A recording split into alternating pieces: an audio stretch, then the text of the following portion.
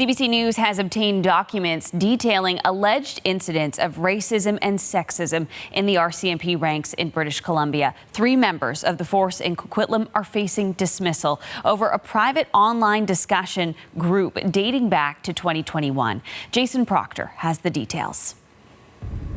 An internal investigation began in May 2021 when a member of the Coquitlam RCMP complained to his bosses about what he said was atrocious, racist and horrible behavior that he saw happening between his colleagues in an online private chat group run through the encrypted messaging app Signal. Now, we've obtained a copy of the search warrant RCMP used to get evidence of the messages sent.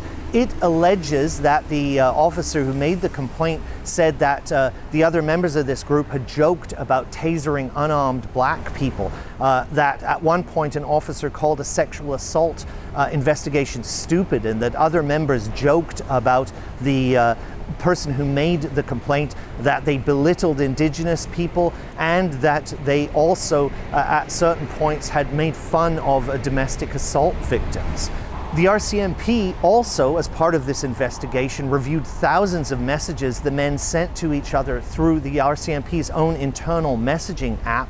A review of that, according to this search warrant, found evidence that they used frequent homophobic and racist slurs. The 3 men at the heart of this investigation were supposed to be the subject of a code of conduct hearing beginning earlier this week. That has now been delayed until March. Those men are challenging the RCMP's right to hold on to this evidence, saying that their charter rights have been breached because of the way that this whole matter has been handled. The RCMP wouldn't comment on this issue while it's before the Code of Conduct Board. Jason Proctor, CBC News, Vancouver.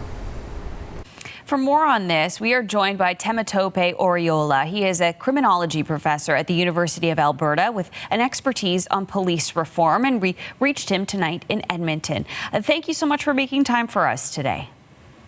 Thank you for having me, Jacqueline.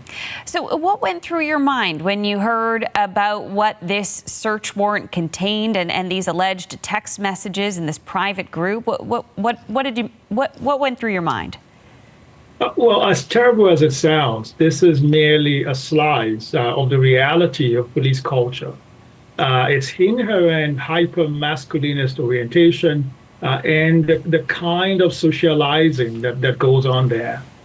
It is the reason why, despite all of the efforts that have been made over the last decade or so, women continue to not enlist in the RCMP and multiple police services and the numbers that you would expect, given the level of effort that has gone into diversifying the ranks and all of that. So this is indicative of what decades of socioscientific research has suggested regarding police organizational culture, the bro culture, as it's called, how members are socialized, its inherent misogyny, and the racially insensitive comments that are often made fairly routinely and flippantly in several of those organizations. Now, that's not to say that that's all officers in general, but this is pervasive. And again, as terrible as it sounds, this is not surprising in any way.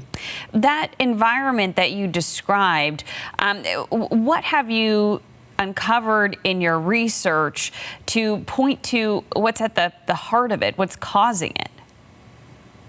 Now, there's a host of variables. We continue to lag behind our peers in terms of the minimum entry qualification that we require of prospective recruits into policing in Canada. And to put that into context, we treat policing as a set of manual skills that can be acquired with a grade 12 level education and 6 months and 2 weeks of training.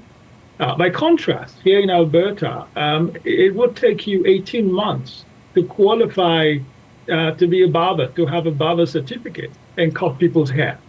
But by contrast, it would take you 6 months and 2 weeks from being enlisted and being deployed to the streets. So essentially, we have a rather brief, and in my opinion, and research would back this up, insufficient training and a training that is increasingly mismatched in terms of the realities of 21st century policing. Much of that training focuses on defensive driving, marksmanship, so how good they are with weapons, and so on and so forth. And so essentially we are getting what we're putting in. The minimum entry qualification is too low. I have been at the forefront of advocacy, again, based on research, on the need to at least do what our peer countries are doing, which is to require 3 to 4 year bachelor's degrees for prospective recruits into the police service. Just doing that alone would reduce, it wouldn't totally eliminate it, but it would reduce the likelihood of producing those kinds of action-oriented, misogynistic individuals who currently populate some of the ranks of our police and services, unfortunately. What about accountability within the force? In this particular example, more than 3 years passed since the whistleblower raised these concerns. That seems like an awful long time for an investigation to happen. It is a very long time, and it is one that is out of step with what our peer countries are doing. In countries like New Zealand, in the United Kingdom, and several other jurisdictions around the world, only the most egregious cases against police officers last as long as 1 year. The standard is that it will take a few months, anything from 3 to 6 months, before most cases are resolved. And so in the most serious cases, say improper use of force that has led to the death or grievous bodily harm to a civilian, then that could last up to a year or thereabouts. So having such a case take as long as 3 months, I think, speaks to the broader structural issues in policing. The reality is, with all due respect, there is no appetite for any rigorous or robust accountability. And this sends a subliminal message to the rank and file that regardless of what happens, you will get a level of protection. And that continues to be the kind of messaging that goes on there, and it contributes to that broader atmosphere of impunity. And I will say, because there are not a lot of occupations where you get to do this, or a behavior of this magnitude, and get to remain in service, even in suspension for that long. It will be adjudicated fairly quickly, whether that's the teachers or doctors or lawyers and so forth. These are professional entities with organizations regulating the behaviors of members. Policing does not have an equivalent of that and continues to resist any attempt at having any transparent and effective disciplinary architecture.